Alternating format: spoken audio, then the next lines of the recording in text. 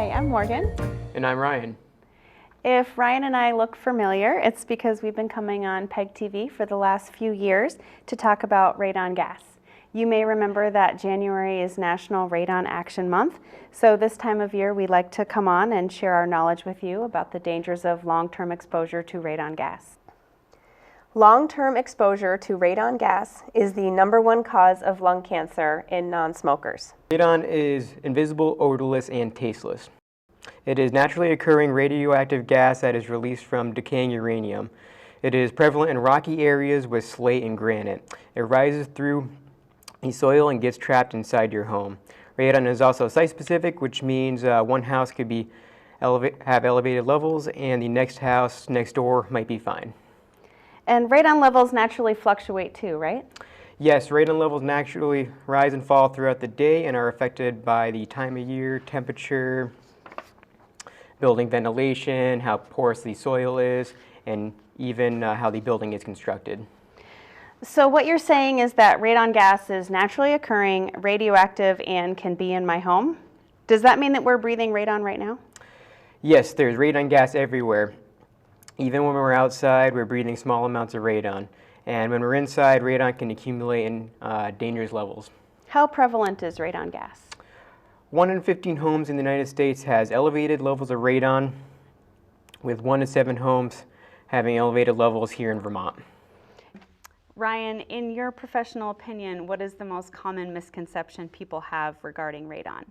Yeah, so people often tell me, I have an old house, it's very drafty, there's no way that the radon levels can be high in there. Or on the other side, they might say, my house is very new, only a few years old, I highly doubt that the radon is going to be high.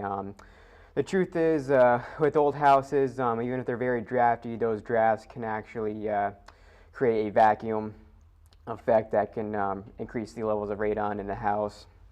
And then with newer houses, since radon is a gas, it can come through, it takes the path of least resistance. It can come through a small hairline crack, invisible to the naked eye, and enter the house. Radon is site-specific, so the only way to tell if your levels are low is to test. Jeff D. from West Rutland wants to know why radon is so deadly. Thanks, Jeff. Well, we're going to go into more detail about how radon can cause lung cancer further along in our presentation, but I will give you an analogy. So think of your fragile lung tissue as wet tissue paper.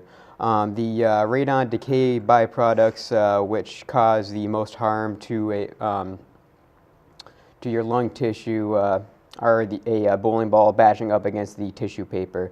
That repeated damage to the lung tissue can eventually cause lung cancer. Wow. So thanks for summarizing that, Ryan.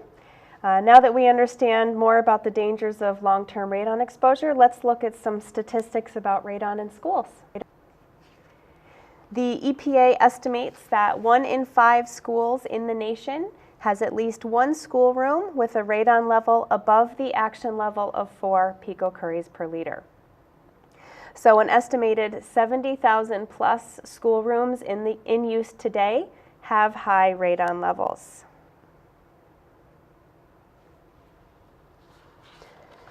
Long-term exposure to radon gas can lead to lung cancer. So the exposure is cumulative. If your home has radon, your office has radon, your children's school has radon, your college dorm, your vacation home, all have elevated levels of radon. This adds up over the course of your lifetime. So as Ryan discussed earlier, radon does not actually cause lung cancer, it's the decay products from radon gas. So when uranium decays, it releases radon gas.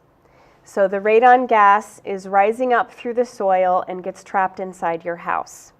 And when the radon gas decays, it turns into polonium. So polonium, it's still invisible, odorless, tasteless, but it's actually a solid, and it's floating around in the air in your house, or in your school, attaching to dust particles, and is inhaled. Now, when polonium decays, it releases alpha radiation, and that's that bowling ball that Ryan was talking about against your lung tissue.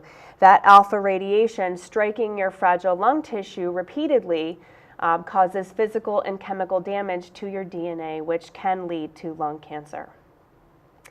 So let's take it back to Ryan for a moment. Ryan, now that we know more about the dangers of radon in schools, can you explain why it's okay for students to continue to attend school even after high radon levels have been found? Sure. So exposure to radon is not an immediate health risk.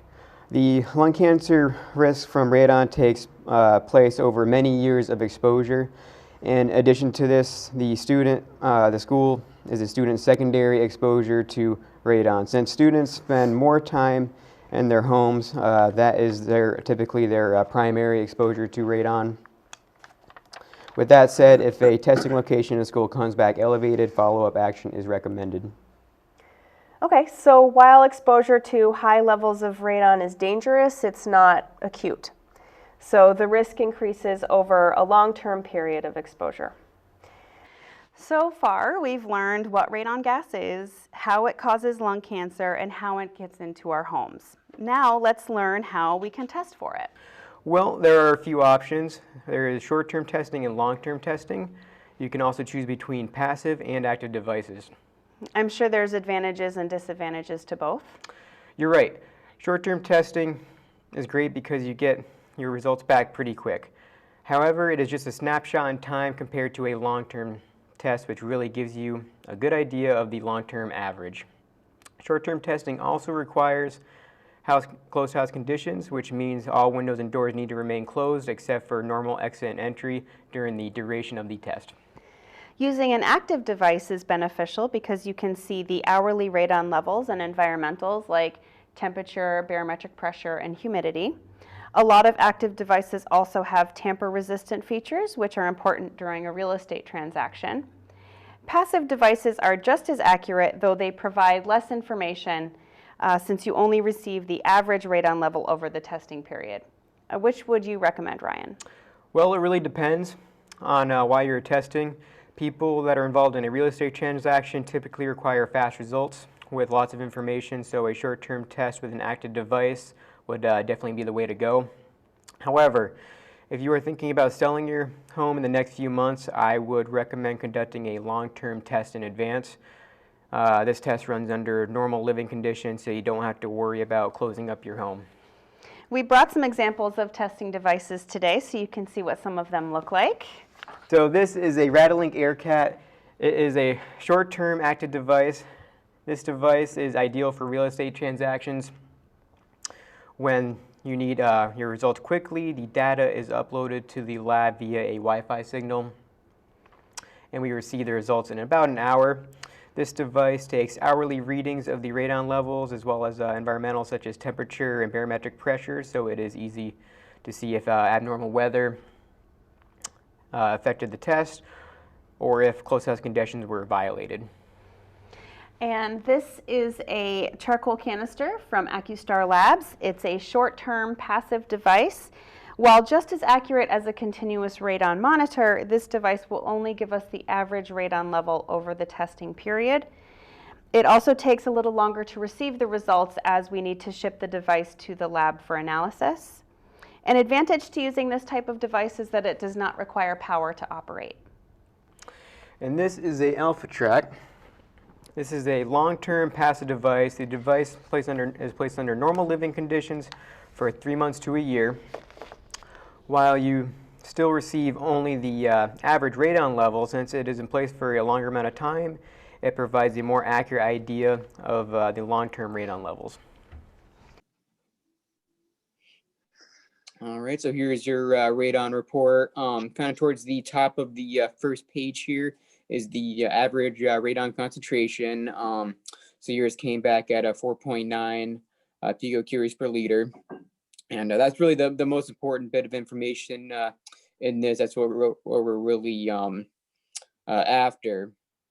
If we go down a little bit below that, we can see the hourly reading. So it gives you the reading hour by hour for the duration of the test. Then in page 2 here, you can see the environmentals for every hour. So that is the temperature, barometric pressure, and humidity.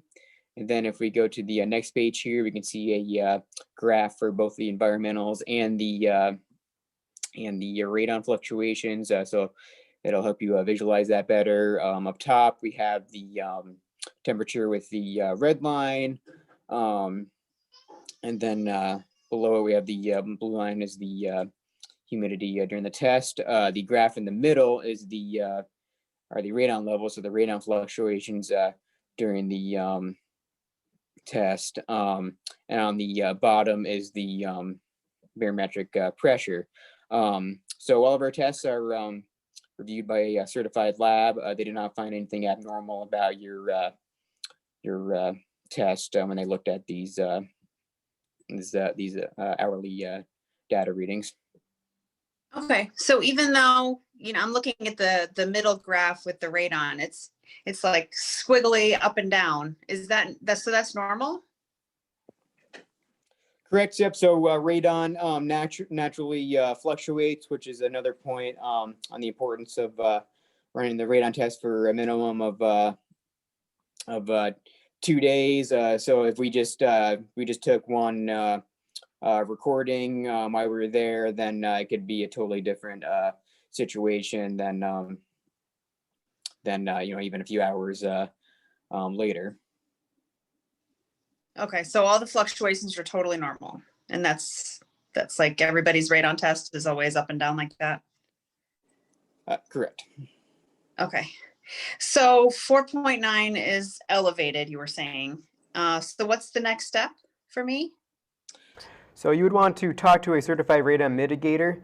They will inspect your home to determine the radon entry point and the best place to install the radon mitigation system. What is a radon mitigation system? So a radon mitigation system is a series of pipes and a fan that pull the radon out from under the house and vent it above the roof. A properly installed system should be able to reduce the levels down below 2 picocuries per liter. Will having a fan running like that all the time affect my electric bill? Not really any more than any other typical household system. To ensure the system continues to function properly, you should conduct a follow-up radon test every few years. Great, thanks Ryan. So we have some resources on the screen for you. To search for certified testing professionals and mitigators, you can go to the ARST-NERP website. If you have any questions at all, definitely give us a call or reach out on social media. We have a ton of information that we can share with you. And if you live in the state of Vermont, you can contact the Department of Health and receive a free long-term test. The link for their website is up there as well. Speaking of social media, we asked our Facebook followers if they had any questions about radon, and they came back with some good ones. So Steve in Castleton rents an apartment in a larger building and wants to know how he can test for radon. That is a great question, Steve. You can start by requesting that your landlord have the building tested. If your landlord opts for a short-term test, winter is probably the best time, so it's easier for the building occupants to keep their windows closed. If your landlord opts for a long-term test, this can run under normal living conditions for up to 1 year. And Steve, you could also conduct the test yourself. If your landlord doesn't want to handle it, your best bet would probably be to do a long-term test. You can obtain a test kit through the state of Vermont, so you would have no out-of-pocket expense. Good answer, Morgan. Mary in Stowe wants to know more about radon-resistant new construction. Thanks, Mary. Radon-resistant homes in new construction have been rising in popularity the last few years as more people become familiar with the dangers of long-term radon exposure. So essentially, contractors rough in the mitigation pipes into as they are building the house. Since this occurs while the house is being constructed, the cost is a lot less than having to install a mitigation system in an already constructed home. Once construction is complete and the house is tested, if elevated levels of radon are found, all you would have to do is install a fan to get that system up and running. Preventative measures like sealing and caulking slab penetrations and installing a polyethylene soil gas retainer can also be completed during construction. All right, and our next question comes from Josh in Burlington. He messaged us to say that his old high school was recently found to have high levels of radon. His entire family attended the school there and has never had a problem. Why should he be concerned about this now? Well, that is a very relevant question, Josh. Your lung cancer risk increases over a lifetime of exposure. So while you and your family were exposed to elevated levels of radon the 6 or 7 hours a day that you attended school, your primary exposure source is actually your residence. So if you're able, I would recommend testing your childhood home for radon, and if you haven't yet, definitely test the home that you're currently residing in for radon. And if that comes back elevated at 4 picocuries per liter or above, we would definitely recommend installing a radon mitigation system because it's never too late to reduce your exposure to this preventable health risk. So I'd like to wrap things up with one more question from our Facebook followers. This one comes from Beth C. in Mendon. She wants to know, what is a safe level of radon gas? Thanks, Beth. So even though the EPA set a recommended action level for radon, there is no level of radon that is technically safe. With that said, it is still important to test and mitigate when levels are elevated to lessen the chance of lung cancer from radon. Thank you, Ryan. So I think the important takeaway here today is that while no level of radon is safe, the risk comes from exposure over the course of your lifetime. And that when high levels of radon are found in a building, it's very easy to fix. So thank you so much for joining us today. Please reach out to us if you have any questions, and we'll talk to you soon. Thank you.